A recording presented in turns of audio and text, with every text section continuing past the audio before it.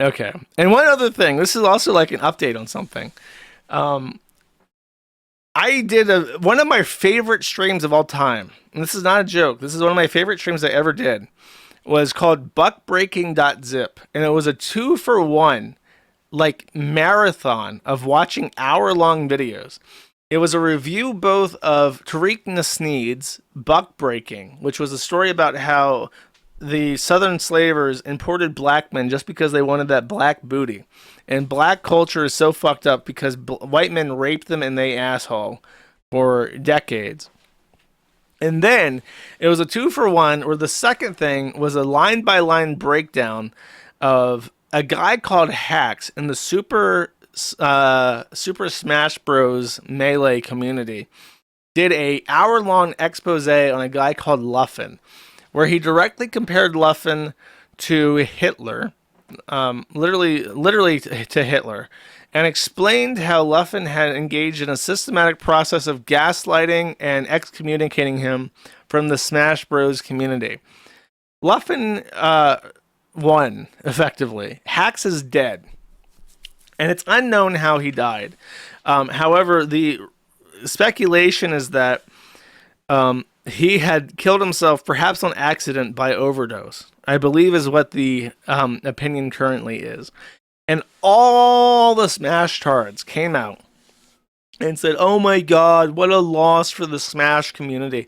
Hacks has been banned from Smash tournaments for years, in part because of Luffen, who's way, way, way more popular than him.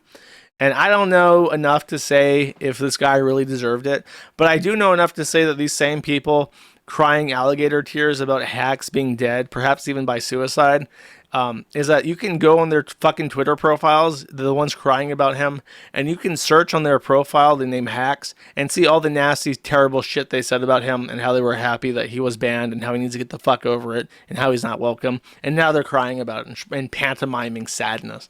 And that's fucking disgusting, chat. It's fucking disgusting.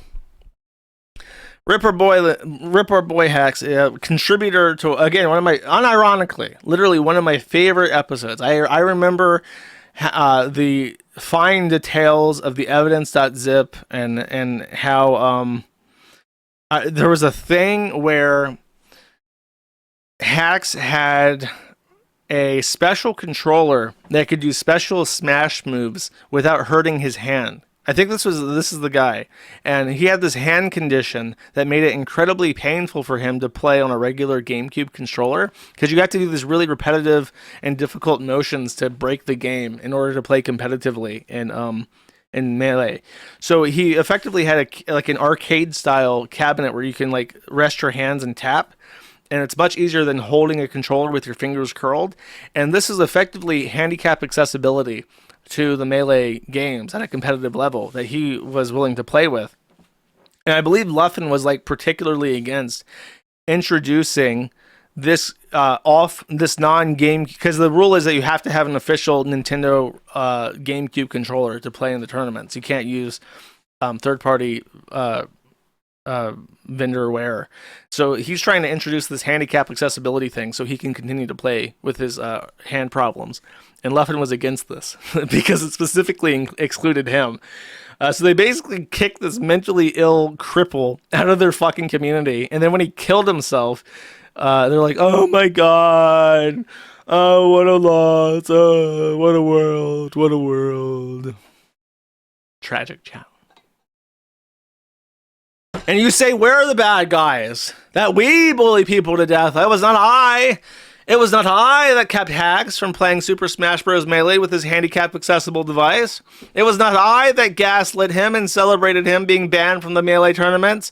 It was you, Leffen.